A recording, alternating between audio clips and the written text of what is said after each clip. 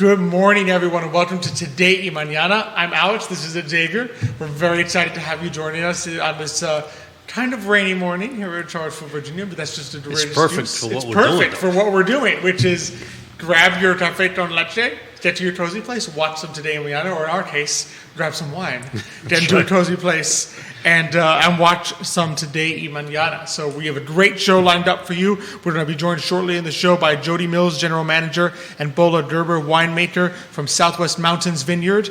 And so we're looking forward to that. It's going to be fantastic. Later in the show, we might have a little finance talk if Xavier's still feeling up to it after the first segment. I'll be so happy. We've nothing to talk about. I'll say, everything is great. Don't worry about it. Absolutely. So it's a great show that we have lined up for everyone this morning. Of course, love being here on the I Love CVille Network set. A couple of big shout-outs. Of course, thank you to our great partners, Emergent Financial Services, Craddock, Sirius Insurance, Matthias, Realty, Adelante. Thanks so much for everyone who contributes. And, of course, thanks to all our great guests. I can see people tuning in already. We already had a couple international, at least one international viewer joining us, and I'm sure there's going to be more on the way tuning in. And very importantly, don't forget to like and share. Absolutely, right? And subscribe. Mm-hmm. Ask us any questions, comments you may have. I always read the nice comments to our guests, so be sure to do that. We always, and if they're not nice, that means they're coming towards me. So those are the only ones. Towards Xavier anyway. So that's those are the only ones you ask time online. I don't indulge reading them.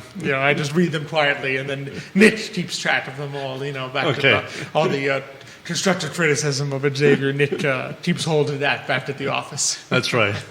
It shows me the list when I get back there. Absolutely. So, been looking forward to this for some time. How have you been? It's been a couple of weeks since I've been on with you, I feel. Absolutely. And I'm delighted to be back. And I know Michael does a great job, so I'm happy about that. But, it's been busy. So, unfortunately, I can't always make it anymore. But now we have that rotating cast of characters. Exactly. For Today y Mañana, so that's been good.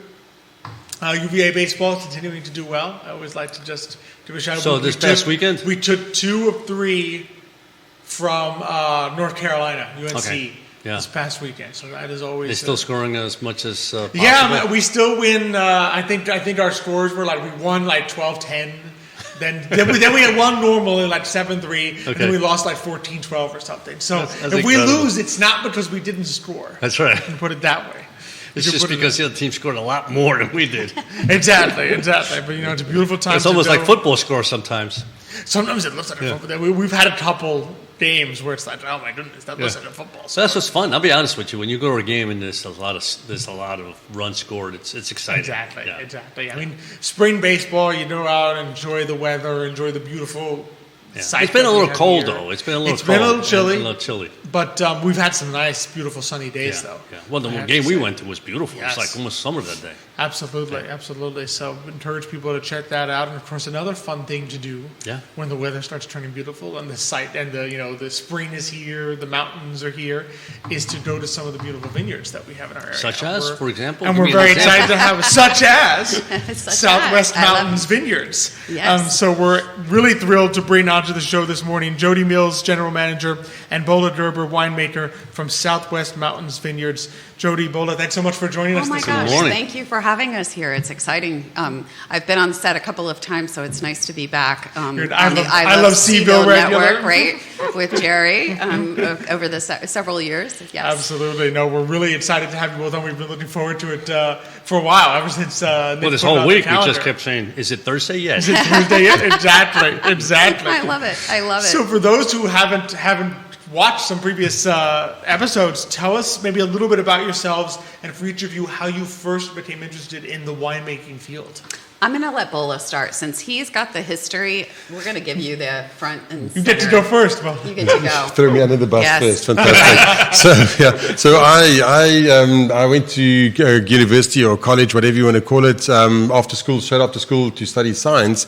And it was suggested to one of my friends, try winemaking. It's also science-based, but just a bit more practical, a bit more hands-on, a bit more outdoors. So I started studying winemaking with very little wine knowledge and just fell in love with it, especially during the practice. You can imagine first, second year students, going out on wine tours and wine tasting. So yeah, what not to love. So yeah, that's what I've been doing. I started working from Cape Town, South Africa, and working in South Africa, but also have the opportunity to go abroad. We did a few vintages in Bordeaux in France and in Italy and in Spain and in California as well. So it's a bit of an international experience as well. So yeah, that's. Well, I wish I had friends that told me to do that. Wait a minute. Where were my friends? I wish I had friends that would have told me that to do. Yeah. Back when he was doing that, I was still drinking Sutter Home, right? So. How about yourself, Jodi? How did you first get interested in the field? Do you know what? It's purely because of drinking wine, right? My husband and I took our first trip to California in 2008. And that was it. We were hooked after that. And we went from drinking the everyday wines to only really wanting to drink these really good, expensive California wines. And we've since traveled abroad and gone to different places, Italy, as one, France, Germany. And it's just been lovely just starting to get to know the wines. And then certainly being lucky enough to work for the Manning family, who owns Southwest Mountains Vineyards. I've worked for them for 7 years, and they've given me so many opportunities. And so when this opportunity presented itself, Paul came and said, "Would you like to do this for us?" And I said, "Yes." And it has been an adventure and a half because we've built it from ground up. So from no vines at all to... Well, the vines were planted, the original vines were planted on the property out in Keswick in 2016. Okay. So the first, season of growth was in 2017. Okay. Usually it takes 2 or 3 years, as Boela can attest, for you to have these good quality grapes. And right out of the gate in 2017, he had beautiful Chardonnay grapes and beautiful Viognier grapes. And so the first year out, we were bottling wines. And those wines were, all made by Emily Hodson with Veritas, and that relationship with Emily lasted until 2022. She made our wines and contributed to the winemaking process all the way through that time frame until we brought on Boela last year in April of 2023. And so he was lucky enough to get here, be a part of us finishing this beautiful production facility, but then be there for our 2023 harvest and also have his full team. So it's been a wonderful 2023 and a great start to 24. Absolutely. And how did you get connected? How did you get brought into the fold? That is interesting. So I was at a property called Groot Constantia, a very historical property, the oldest wine farm in South Africa for many years. I was there for 23 years. Wow. And after that, I felt, you get to a point when it's time to go, your job's done. So I was at the point that I was ready to move, and then a friend of mine, he's the winemaker in California, he has connections here on the East Coast, and I shared with him, I think it's time for me to just sort of do something interesting and different, and he alerted me about the possibilities. I found the Craddock Southwest Mountains and connected with them, and then the rest is history. That's wonderful. Yeah, you said the wine world is small. It's amazing. Yep. We posted the position and had over 40 applicants from all over the world, it was we narrowed that pool down to 10. Very quickly narrowed it down to 5, and of the 5, we narrowed it down to 2. Boela being one of the 2. We brought Boela over, and he spent a week here with us, getting to know the family, getting to know the property, understanding really what the goals were, and it was a no-brainer. It was an easy decision for us. That's fantastic. I just think just to show you the sort of the reputation of Virginia beginning to really get out there as a winemaker, that you did have 40 applicants from around the world. Around the world. Yeah, interested in a position in Virginia for wine, because it's really taken just such a step up. Well, and one of the things that put Boela in front and center for us is that Boela is intimate with his grapes. So you find a lot of winemakers who have vineyard management teams, and they're out there. The vineyard management teams are out there, and maybe the winemakers are out there, every once in a while. But Boela loves to be involved in the wine, so it's almost like you're a wine whisperer in a way, right? You got to know what's going on with your grapes, and so through the series of discussions, that was something that came front and center: is that Boela truly is interested interested in knowing what's going on with his grapes because you can tell a lot about the quality and what's happening with your vineyards. Which is so important. Yeah. So tell us a little bit about the types of wines that you have, because I see a few here, but Yeah. Yeah, so like Jodi said, I speak grape. It's my secret superpower. So it's interesting. We have Superpower. We have a few wines that we brought along today, and it's quite interesting. Like I said, I've been here for a year, and to also get the feel for the other winemakers. Varieties they love, and some of them they don't like so much. So we have Chardonnay. Chardonnay is obviously it's big international, but we found that the Chardonnays in Virginia again, there's something special about the Chardonnay. Yeah, so we had a little bit planted some more a few years later, planting some more next month. Okay. So Chardonnay is doing really well. Viognier is one of the love-hate varieties. I think 10 years ago plus, people call that the Virginia grape. And it's interesting that Jodi's comment about the vineyard, and it seems like Virginia and the Viognier and the winery is easy enough. It's wine's wine, but in the vineyard. Viognier is a bit of a nightmare. So we found that, so that is one of the struggles, but we have a fair amount of Viognier and really lovely Viognier. A very unknown variety, Petit Manseng, found home here in Virginia. I think Petit Manseng, because like we spoke about, the climate can be quite temperamental here. Petit Manseng seem to be a bit more resilient, and that's also one of the sort of love-hate, more winemakers loving Petit Manseng, I think, because it is such a hardy variety for the tough conditions here. So those are the main varieties. There is a bit of Gruner Veltliner, the Austrian variety. Yes. The Gruners are really cool. We're going to bottle our first Gruner in the next week or two, and geez, I'm really excited about the Gruner. So we had a little bit, like a fraction of an acre, another bit more planted. We're going to increase the plantings, and I think Jodi and I, we can talk about it, maybe increase that in the future. That is, I really enjoy the Gruners. I'm a big fan of You have to come and have some of it. I do. It is beautiful. It is beautiful. And then there's we also another experiment, a bit of Albarino. I tasted last at the Governor's Cup last month, and there's some really good Albarinos from like that Spanish-Portuguese border. Exactly. So I think it's all again found a home here. Some really cool Albarinos I've tasted, and we've also ordered some vines that's also getting planted soon. So that's on the white side, and on the reds, we'll talk about the wines as we taste them. But Petit Verdot again coming to its own. All over the world, people use it as a blending variety, but we've just found in Virginia, this central Virginia, that the Petit Verdots can really make a beautiful standalone wine. And then Cabernet Franc. I think Cabernet Franc is probably leading. When it comes to the personality of Virginia, I think Cabernet Franc is the variety. Yes. We have a fair amount of Merlot as well, and I must say we don't see a lot of varietal Merlots in Virginia. But we've got some really nice Merlot from 23 Harvest and Tank. We just may do a single varietal Merlot this year. I'm really excited about that possibility. Wow, that's interesting, yeah. We've used it for blending. I see that a lot. Yeah. We've used it for blending. And for the rosé, and it is going to be pretty exciting to have a new varietal. We have 70 acres, just to kind of set the stage of what we already have planted. We have on the Castalia property, which is where our tasting room is located, off of Whipper Inn Lane and Stony Point Pass in Keswick. We have 50 acres there. 20 acres at Ben Coolin, which is right down the road. Okay. Then we have another 10 acres on Turkey Sag at another property. Yep. Mm-hmm. So that gets us to 80 acres.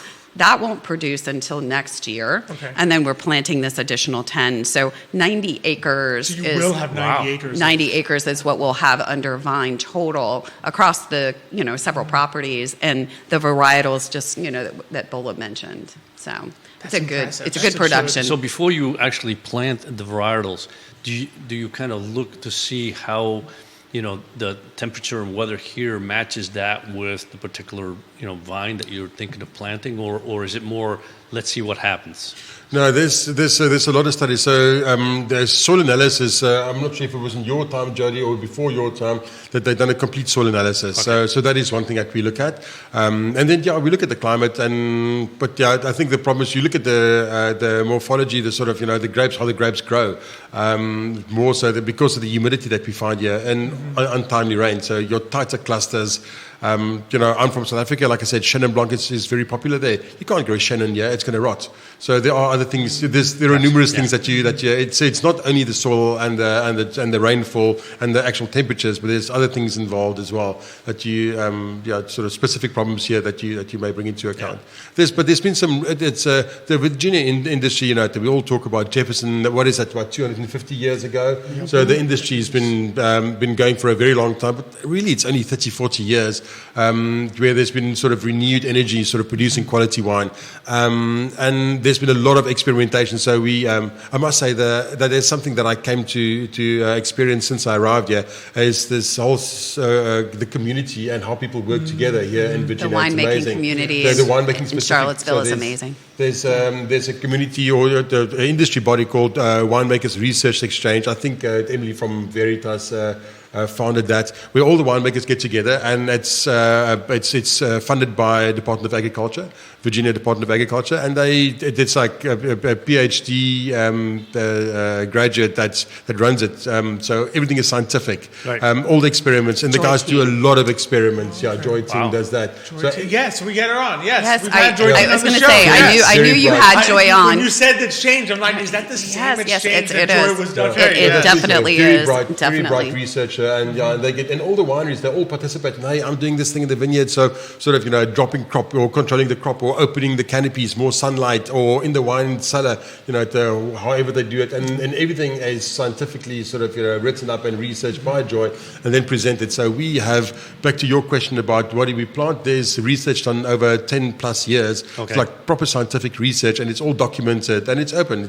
Anybody can have access to that to see what's worked and what hasn't. So it's not totally blind. I know that there were some of our neighbors. I think the owner of Horton was known for saying, he's uprooted more vineyards than most people will plant in their lifetime. So there's been a lot of research over the last 20, 30 years where people just experiment. And even today, there's still a lot of bits and pieces that we're planting, sort of, thinking it may or may not work, but, we'll know in 5 or 10 years.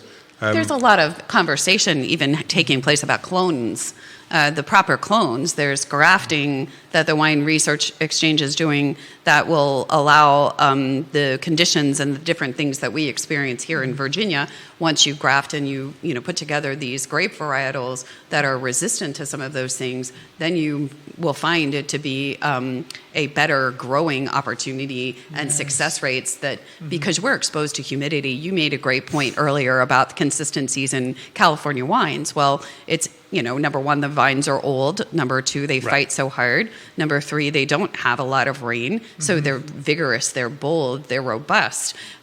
Whereas, the winemakers here, they're so, they just have so much opportunity for things to go wrong.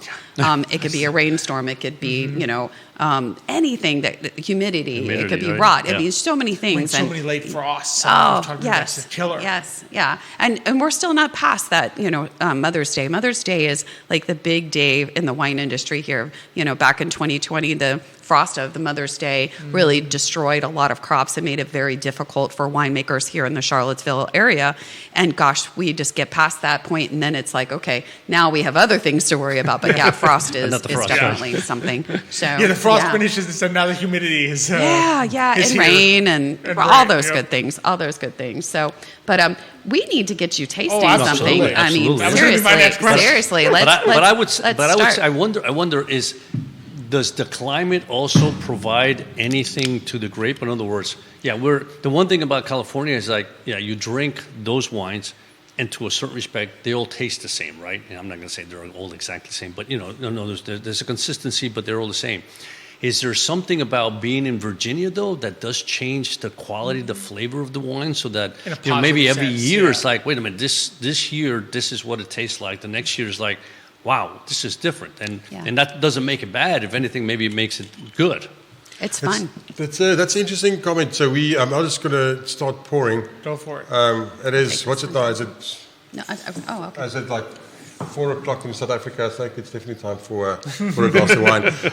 No, it's that is quite interesting. And like Jodi said, when I arrived here, the vineyard side is really important to us, and I have seen that the first ones are Viognier. I'm sure anybody can So read this that is label. the traditional. The 21. This is the Virginia grape. This is the Virginia grape. And just so you know, we brought our cards here, Yeah, I saw our that. flight This is- cards to Governor's share with you. Cup winners. So yes, we have on this, we have 2 Governor's gold medal winners, 2 silvers, even though we have other silver medal winners that aren't on the card. But we did bring you the card. We do pay homage to where we're growing, I'm sorry. There we go. Show it to me. There you go. We do pay homage to where we are growing our wine, which is the Monticello wine region. And if you have heard any news in the last, say, 6 months, it has been that in November they announced that, in February, I guess it was November. November, they announced that we won as a wine region, the #1 wine region in the entire world, as recognized by the Wine Enthusiast magazine. So. Wow. Absolutely huge for the Monticello Wine Trail, Virginia wines, and something to be super proud of. Absolutely. And really, truthfully, you get this honor once in a lifetime. And I have to give, a lot of credit to the Charlottesville Albemarle Convention and Visitors Bureau. Courtney and Brantley over there were the ones who actually filled out the application with wine enthusiasts for the recognition, and they won. And so they narrowed it down to 5 other places, one in South Africa, one in Italy, Australia, and Provence, yes. So we were up against some very strong competition. So I must make sure that gets recognized. And then in the state, the Virginia Governor's Cup is where these awards are given. So that's what this is coming from. And so our 2 gold medal winners are the Petit Manseng and the Cab Franc from 2021. And then the silver medal are the Viognier and the Petit Verdot Reserve. Again, others. And then there is a Monticello wine trail within our region as well, and those awards are going to be announced at the end of the month during Monticello Wine Trail Week, which is the April 26th through May the 2nd. So there's lots of special events in town for people to go and enjoy red wines, white wines, rosés, see the Governor's Cup or the Monticello Wine Trail winners. So I'll let Boela go back to talking about Viognier and let you taste it, but I couldn't go. That's good. That's couldn't go any further without talking about silver medal winner. You are tasting I'll be a honest silver with you. medal. The first time I had Viognier, and it's such a French word, you think I would be able to do it properly, was probably only about 6 months ago, because I had never really, and because everybody used to say, nah, that's just a Virginia, white wine. So it's like, okay. But finally I tasted it, and it's like, I actually enjoy it. It is good. And this is different. This is excellent, yeah. So it is a good grape. So this is our Viognier, and Viognier typically very ripe, very tropical, sort of papaya, riper character, low acidity. So interesting. The next one is the Petit Manseng, which is like very different focus altogether, but really nice sort of textural. We had a dinner last night at South and Central with this Viognier, and this nice sort of texture and sort of palate weight really is an ideal food wine. I think we're very proud of the food culture here in Charlottesville, and this really is really nice, versatile food wine. Exactly. No, you're right. It's got a low acidity, right? Yeah, that's what I was thinking. Very smooth. It's smooth on your tongue. Yeah, it's very good.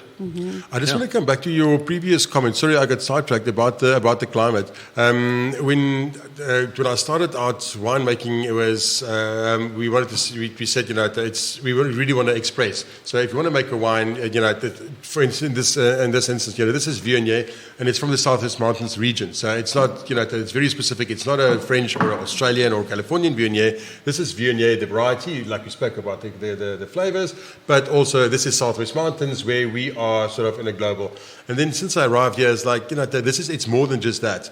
And I think the locals, the people in the area, they're aware. Like Jodi said, you get these sort of, cold snaps and late rains and sort of wet summers or dry summers. And I think the locals will appreciate those differences. So for me, this is, talk about Viognier in Southwest Mountains, it's Viognier, Southwest Mountains of a specific moment, that 2021 vintage. And I think that is something it's up to us to communicate that. I think we're not making a commodity. It's not like sort of, exact the same from one year to the following. That's the beauty of what we do. It's not a big mass-produced product that we put in the market. It really is, you go to the vineyard and you bring that into the winery, and that's a snapshot. This is a snapshot of what we do in that particular moment. And next year will be different. And then, so that's the beauty. So people come back to the estate, and it's not like, oh, well, we had this last year or the year before. It's exciting because, the new releases are different because of what's happening outside in the vineyard, because of what Mother Nature gives us. Exactly. So that Well, really makes the winemaking really exciting. Yeah. That's the beauty of it. Like you said, once you convey it to people and explain to them, look, this isn't like you go to the store and you buy this million bottle produced wine, and it's going to be exactly the same every single time you drink it. But once you convey that, I think there's an excitement to it. And like you said, there's a reason to go back and try a new year, because it's not going to be an identical wine. Exactly. You're going to experience on your palate kind of what the grapes experienced that year. Well, you also have the huge advantage, too, when you have a winemaker and you have the ability to have a production facility, which we built, a beautiful, brand new state-of-the-art production facility when we opened in September. And in doing so, and having a winemaker who's intimate with your grapes, you can go into different blocks because they're on different spaces and places on the properties. The same varietal might be grown further back on a piece of property or elevated a little bit more. And then you can kind of isolate those and pick them differently. If you see some advantages, you can pick a small block of them. You don't have to pick all of them and put them in a large tank and do it all the same way. You can capitalize on doing something very special with what you have to work with. And we are very fortunate, that we have, some of that opportunity. And let's be honest. I mean, that's the other thing about when you think about Virginia, right? I mean, you'll get a thunderstorm, and there's times where it's like my wife calls me. We're like 10 minutes away.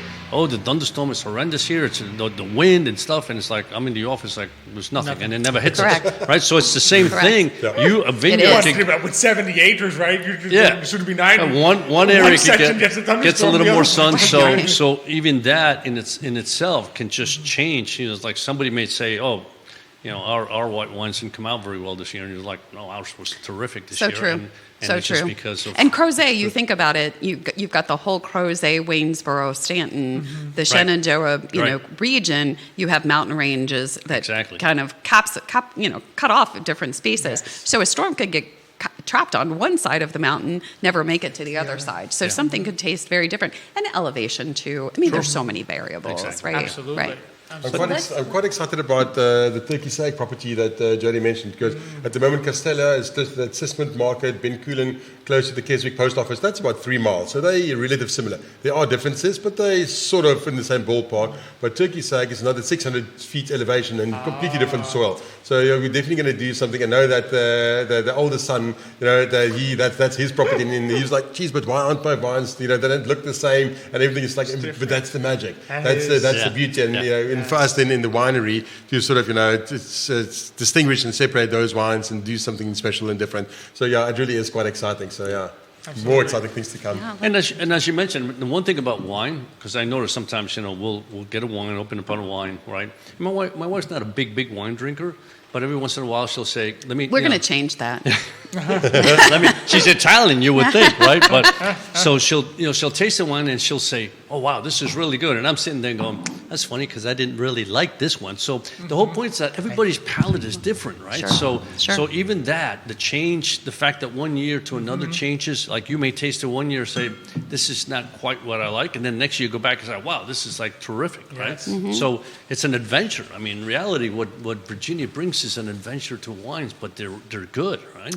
So one thing that Boela hasn't mentioned in his history and some of the accolades that he has been given over the course of his career is that he is he offers very minimalistic kind of tinkering with the wines.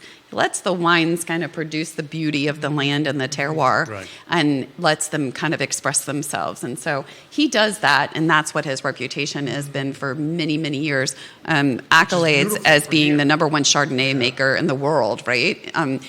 So we feel really blessed to have somebody who is so intimate with the wines, and we are really proud. I mean, we wouldn't have Southwest Mountains Vineyards on our labels if we weren't proud of where the wine is coming from. So to have somebody who appreciates that and pulls it all together. It's pretty cool. And can talk to the grapes, and he knows how they feel. Yeah, that's important. And in the music that they play in the production facility, I'm like, what are they like? What are they listening to? What's on Spotify for the grapes today, right? That's fun. That's As we fun. taste this one, I'm going to give a couple of shout-outs Okay. here. Elizabeth Urpí watching the show this morning. Rosalia Tardara from New York watching the show this morning. Thanks for joining us. Dean Russell watching the show this morning. I think Dean, he either is a fan of South Africa or he's from there, but he's got a little flame with a South African flag that he's putting up there. So I think he's really pushing. He's thrilled that Boela's he's from South Africa. Jerry's telling me he is from there. So Dean, thanks for tuning in this morning, and he's sharing the pride. Linda Irvin, watching the show this morning, says, good morning. Thanks for this educational discussion. She's learning a lot. Oh, good. From it, she got the grape, the wine glass, and the heart. So, yep. Thanks, we feel the same Linda. way. Cheers to Linda. Here. Salud, Linda. Salud.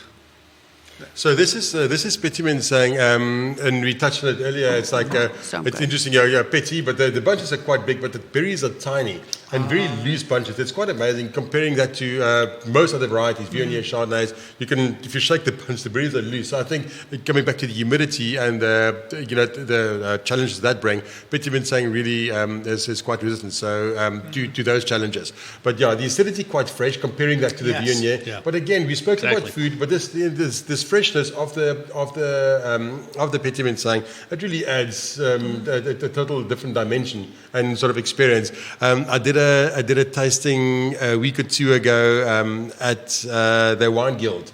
Not too far from here, and it was quite interesting. So we had the Viognier and we had the Petit saying next to each other, and it is pretty much. Some people really appreciate the more textural, sort of lower acidity drinkability of the Viognier, and then you get other wine drinkers like no, they don't like the Viognier, they like that freshness, they like the acidity. So it is really good. And then we have a white blend. Figure that a white blend where we it's actually so blend it good. where you get the palate weight of the Viognier and just the acidity of the Petit saying to balance. So, but it really is quite interesting to see that people have their preferences, and that's the beauty of wine. It's not necessarily right or wrong. It is it's preference. Right. It's Yeah. what- yeah, and it's it what you depends lean also if you're, what kind of food you're eating. what you're If you're eating. eating a food that has like a thick completely. sauce or whatever, you want a little bit of that acidity, want some right? more acidity sometimes, But yeah. but there are times where it's like, no, you're not interested in that. But wow. You'll notice we don't have very much residual sugar either. We're not overall a sweet wine vineyard. Just to kind of set the stage, we don't have sweet wines. That's not really our protocol in terms of the wines that we're making. That's But okay with me. when people do ask us, do you have a sweet wine, we will kind of guide them a little bit if they like white wines to the white blend. Okay, yes. Okay, because that'll Yeah. it'll kind of resemble sweetness without actually being a sweet wine. 'Cause I know Correct, sometimes, like, correct. I notice the Viognier kind of does that a little bit. In other words, I call it like a palate fooler. In other words, it gives you the sensation of like, That's got oh some yeah, it might be like, but it's not really. There's no sugar. It's not sweet at all, Yeah. right? But it can kind of deceive you, almost like there are some whiskeys and things you may have, right, where you'll taste it and be like, it's not sweet at all, but it has a sensation that's smooth. And if you were gonna find something that's dry but could fool you into being sweet, it would be something like Right. that. I get it. Whereas, Yeah. the T-Man saying with its acidity, you're not, or a Gruner Veltliner, right? You're never going to No, be fooled. definitely, yeah. You will never mistake the Gruner Veltliner for a Riesling. No. Right? When you take the first time I had it, as I ever had that variety, was in Austria. And I just had this assumption, right? Oh yeah, German Austrian wines, they're sweet. And I taste them and I'm like, nope, this is not a sweet wine. Nope. This is a bold, strong wine. So it's just, and what is this red variety that we have here? So this is Cabernet Franc. And that's Beautiful. like I touched earlier, that is just a magic variety. Yeah. It was quite interesting. So when after I was spoken to the Jodi and I met the team here the first time, November 22, and we decided we're going to sort of join forces going forward. I had a conversation with Matthias from King Family. There was an interesting conversation. So I was trying to wrap my head around. I haven't tasted this wine yet, and just a conversation coming. He's from the Rhone Valley. Like I said, being at King for like 15 years now. And I said to him, Matthew, so the Cabernet Francs, is it like Loire Cabernet Franc, the more sort of leafy herbal Loire Cabernet Franc, Was it more Bordeaux, Saint-Emilion, a bit broad shoulders?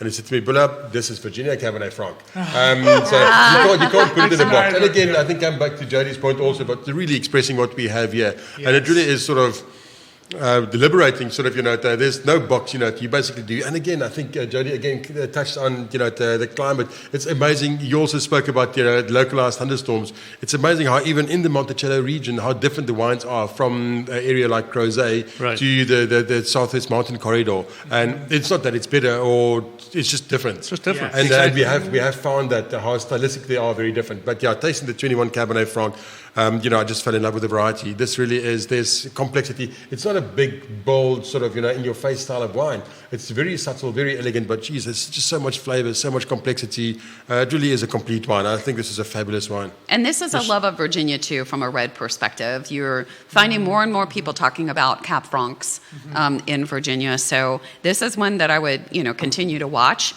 This actual wine itself could be laid down a little bit longer, too. It's still, tasting a tad young, so you do have the ability to lay it down and age it, which is something important to think about as you're drinking wine, and where it can take it, where you can take those wines in the future. And so, again, part of some of the dialogue and conversations that we have are to help educate people on, how long you should hold on to something, and when it might taste a little bit different. So I'm curious because I can see the excitement every time he talks about the wine and the grapes but so do you get the opportunity now to open up? So when you talk about holding on, letting the bottles letting mature in the bottle and let it grow. So do you get a chance to say open up a bottle and say, yeah, we're not going to release these yet? 100%. Okay. 100%. We actually, when we opened, we've only been open since September, so a little over 6 months to the public for the tasting room.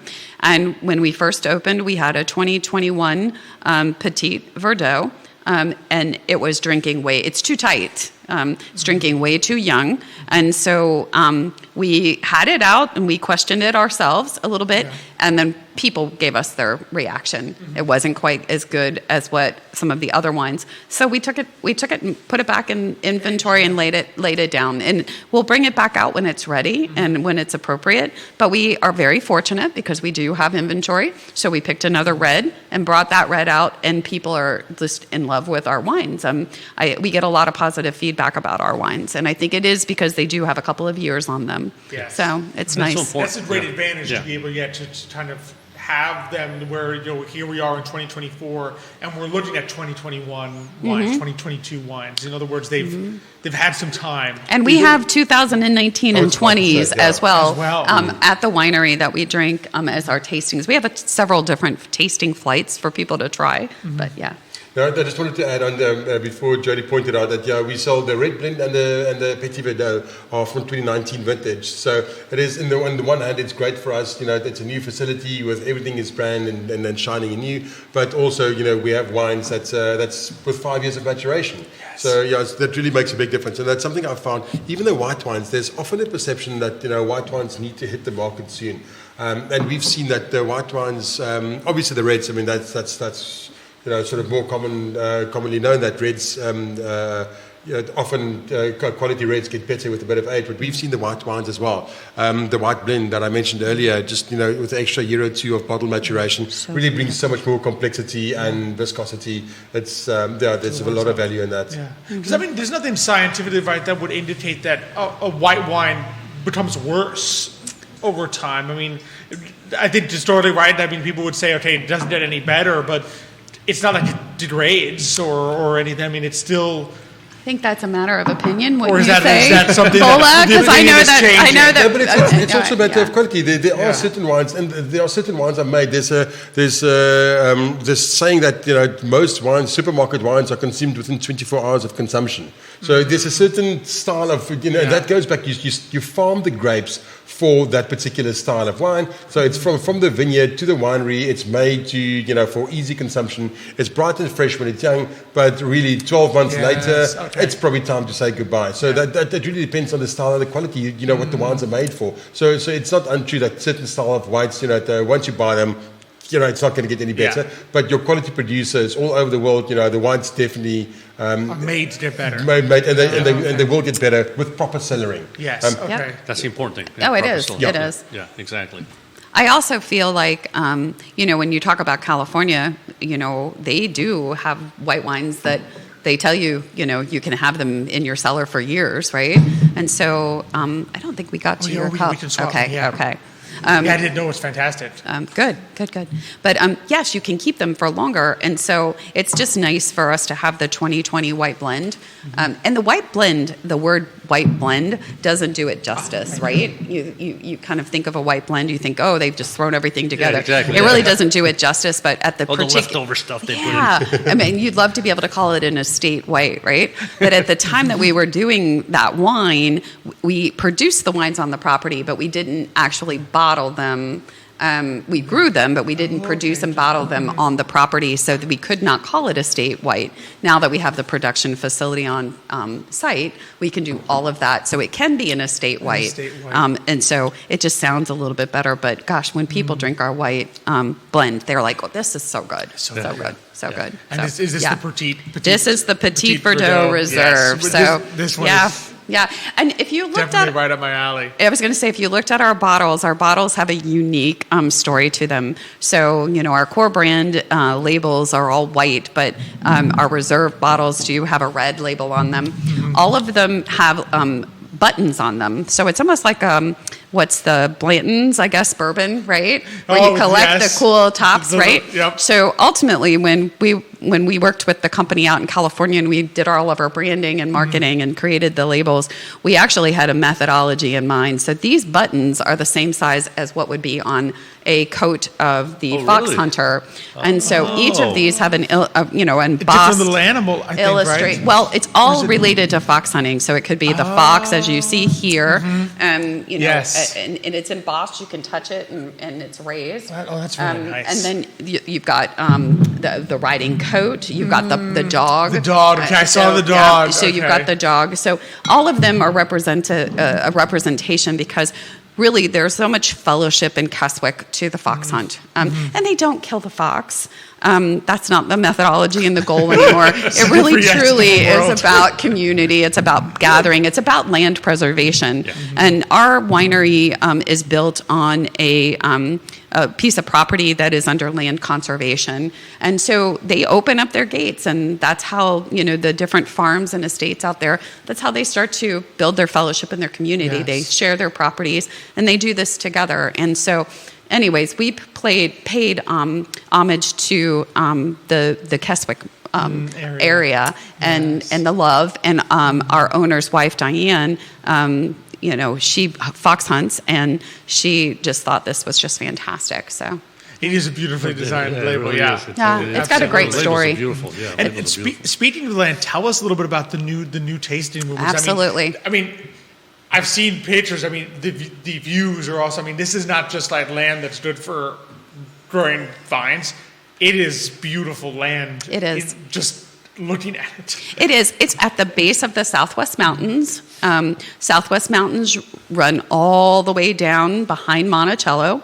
It was land that Thomas Jefferson said it was the Eden, where things could grow the best. And so for him, when he came and he was looking for land, and when he was planting his grapes, he was looking at doing it in this mountain range. So yes, we're at the base of that mountain. We have a beautiful, historic, old pole barn that was renovated back in 2015.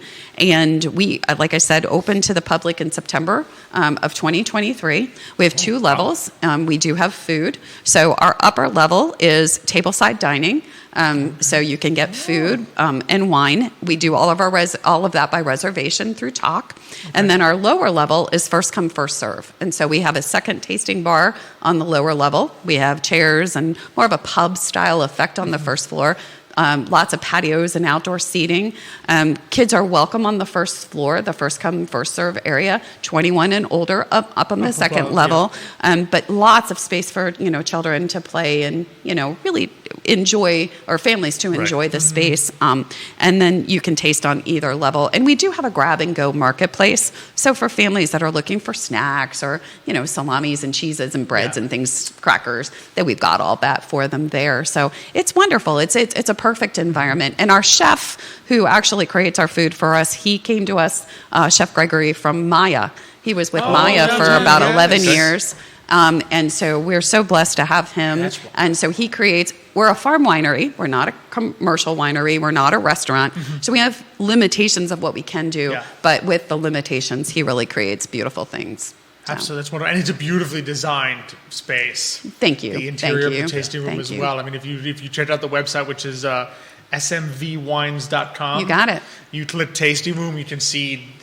I mean, the homepage kind of gives you the beauty of the land, and then you hit tasting room, you can kind of see some of the design of the tasting room, which is really just beautiful. And I can tell by really large windows that the view must be incredible. It is great. And I've heard the dining is delicious. It is so good. And you can pair it with... Yes, we do pairings. And we have music every weekend from 1 to 4. Oh. So it's sometimes outside, it's sometimes inside, depending upon the weather. But, these bands and groups that we bring out have their own following as well. And they've become SMV lovers as well, so... Yeah. That's wonderful. It's fabulous. So. I do have a quick question. So how was the 2023 grapes? How did they come? Just give me a little hint. No, 2023 was easy. When I arrived there, people warned me it can be difficult, and there's hurricanes and storms. Because I don't think we didn't have much of a wet year last year. No, not at all. So I don't know why the winemakers in Virginia are complaining about the weather. What are they complaining about? No, I got lucky the first year. The weather was perfect, and the wines are beautiful. Virginia, I think, more commonly known for the quality whites at the moment. But geez, the reds, I think our reds are better than the whites in 23. The reds are beautiful. It's really just like everything is right there. So the 23 was really good. Write that down. 2023. Southwest. I'm going to be honest. Maybe I'm biased, but the Petit Verdot was my favorite, even of 2021. Yeah. I mean, we're a little biased. What do you mean, maybe? Okay, maybe not even maybe. We are undoubtedly biased towards red. I can tell you already like a big bold. You like big bold wines. That tends to be of our. I can tell that already. Where we lean. Absolutely. Interesting. So we've spoken about Virginia being the grape, or is it Cabernet Franc, or is it Petit Verdot? But it's interesting. So the Governor's Cup, like Jodi mentioned, that's the whole Virginia, and the Governor's Cup is quite red wine heavy every year. It's often 2/3 would be red wines, and of those red wines, I would say half the red wines are single varietal Petit Verdots, and then of the remaining, they often Meritage blends. Again, Petit Verdot a large component. So Petit Verdot has a significant presence in the Governor's Cup every year, which is quite interesting.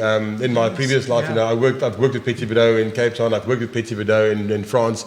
And it's always been like 2%, 5% of a blend. It's never really the. So I was like, geez, what's wrong with the winemakers in Virginia to bottle single varietal Petit Verdot? I mean, who does that? And I remember the first when we got the Petit Verdots in the winery, I was doing something and I just smelled like this black currant concentrate. I was like, what on earth is going on? And then the guys, they did the first pump over on the PVs, and it just filled the whole winery. It's like, I get it. I know why the guys are, they really enjoy, the winemakers really enjoy the PVs and bottle it a single varietal. So, that's, but you can get it in the glass, it's right there. Yeah. It's amazing. I think that's the beauty of the different landscape, right? That it could be where Europe is and other places are growing Petit Verdot, where that's the one you stick in, but where what happens to it in Virginia. Because it's true, I mean, I've had some in Virginia and it's funny, I would say I've never had a Petit Verdot out that wasn't a Virginia. I don't know any Petit Verdot. Maybe if it's in a red blend from somewhere and I haven't bothered to look at the last list item on the list, but I've only ever had it Virginia, and it's always been excellent. Yes. But you know what? I think that there's a little bit of an awareness that'll take place in how you look at things going forward, though. Because I will tell you in the last couple of years where I wouldn't have looked for a Petit Verdot somewhere else, I can find them other places now, and I'm like, oh, that's interesting, because we truthfully are old world. We use the old world style, varietals in Virginia, and so now you kind of you go, I get it. Yes. I get it. That and Tanat is another varietal that I think I start to see more of. That I wasn't aware of in 2022. It was such a wet year, and we had so much moisture and wet in the grapes. Like, things didn't have the beautiful colors that they do in 2023. It's just crazy, just how one year affects the other, and then what do you do with that wine to give it its robust color? Because otherwise, it looks flat and doesn't have as much character. So, yeah. How interesting. Maybe it's one of those things, right? We're showing the old world some things you could do with their own grapes to the old world.